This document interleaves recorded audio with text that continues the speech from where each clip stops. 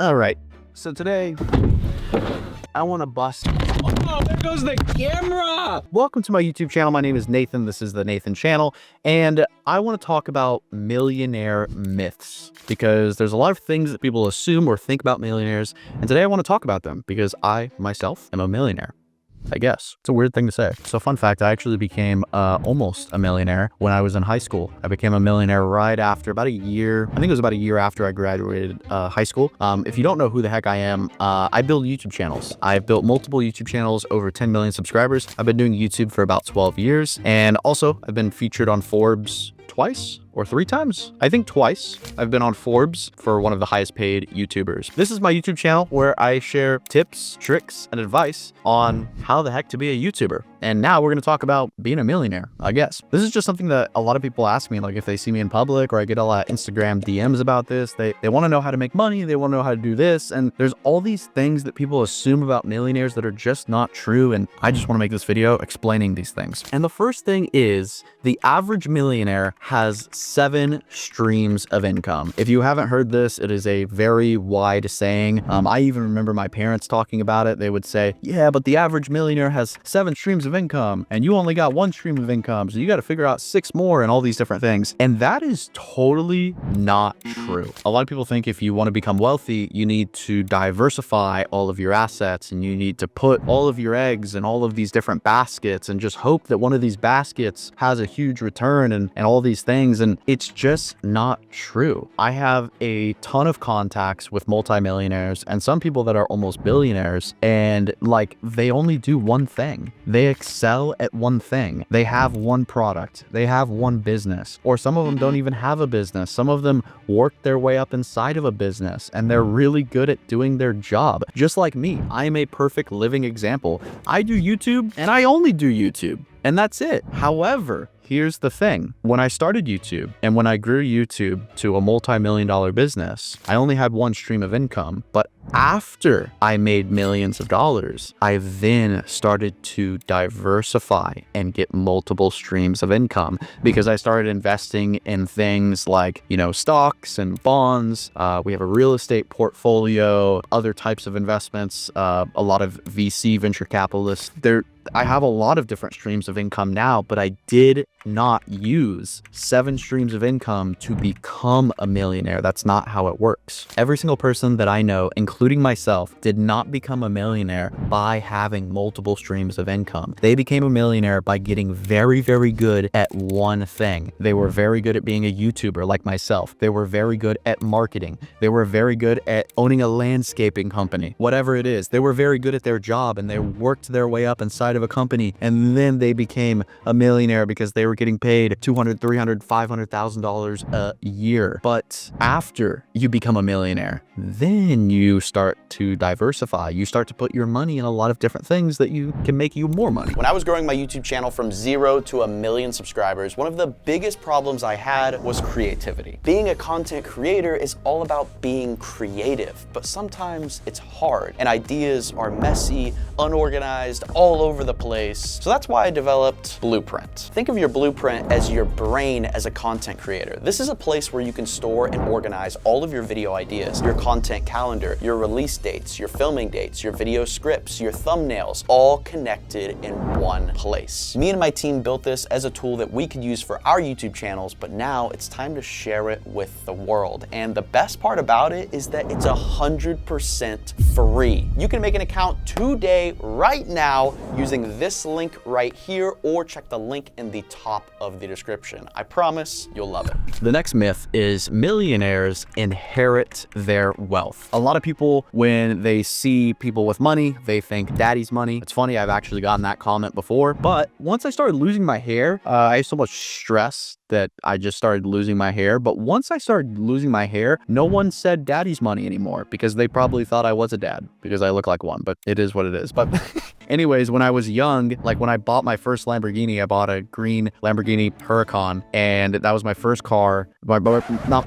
sorry, not my first car. That was my first exotic car. And a lot of people said daddy's money. They probably assumed that I inherited wealth, or my dad was super wealthy, or my mom was super wealthy, whatever, but that's not the case at all. We were a very simple middle-class family. I didn't come from wealth. We would skip out to eat, or we would only go out to eat maybe once or twice a month because we couldn't afford doing it every single week. We weren't poor, but we weren't rich either. But I want to break that myth because there's actually a ton of studies that state that only 11% of millionaires in the United States actually come from inheriting their wealth. Only 11%. That means 89% of all the other millionaires built it from zero. So I just want to break that myth because a lot of people think that, oh man, in order to get rich, I have to be born into a rich family. And that's not the case because that wasn't me. The next myth I want to break about being a millionaire or being wealthy, whatever you want to call it, is that you have to be an entrepreneur. You have to be a business owner to become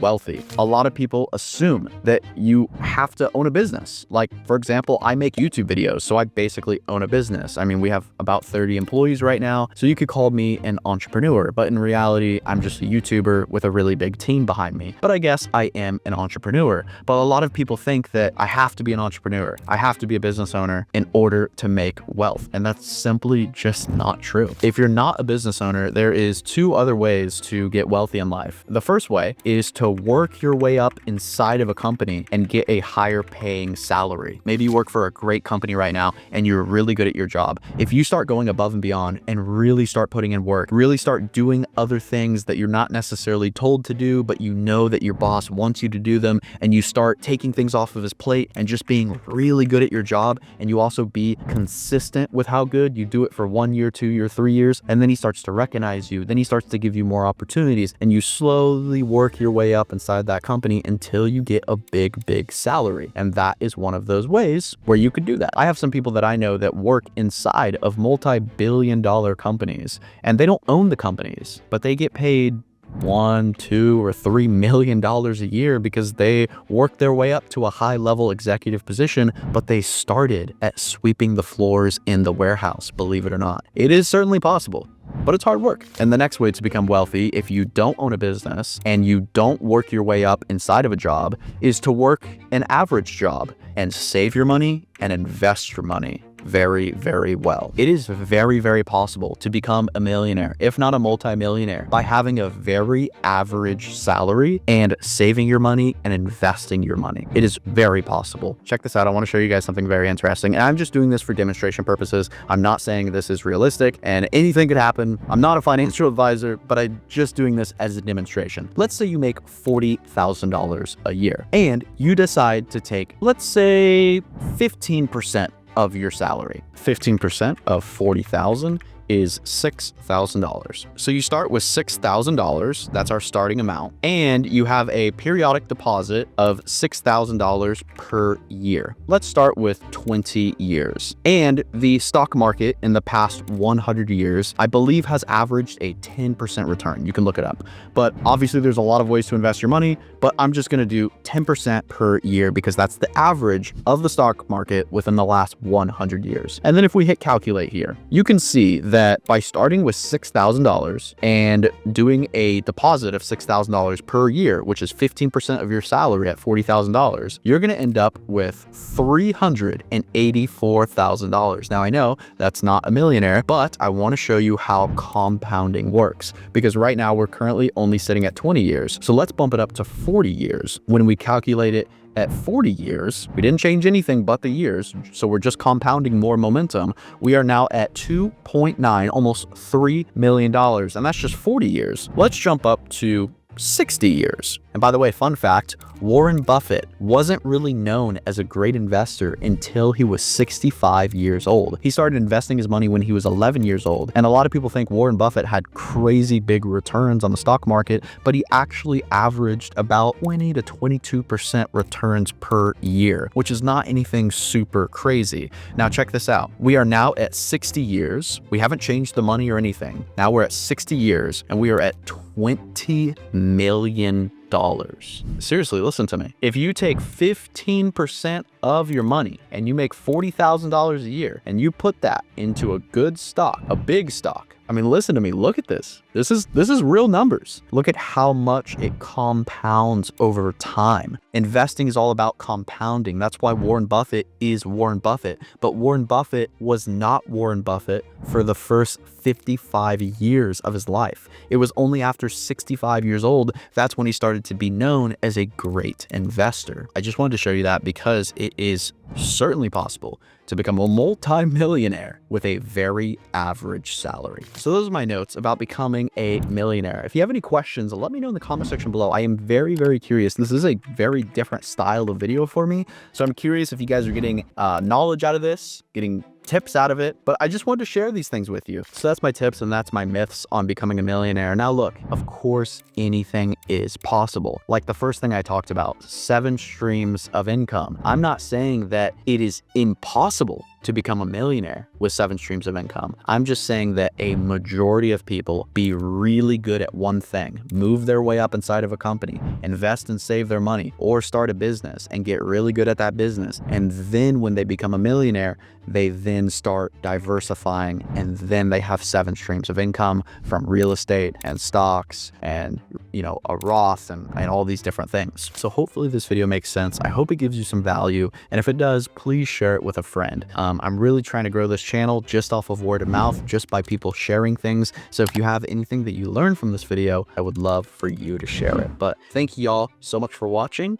I gotta run to a meeting. I will see y'all in next week's video.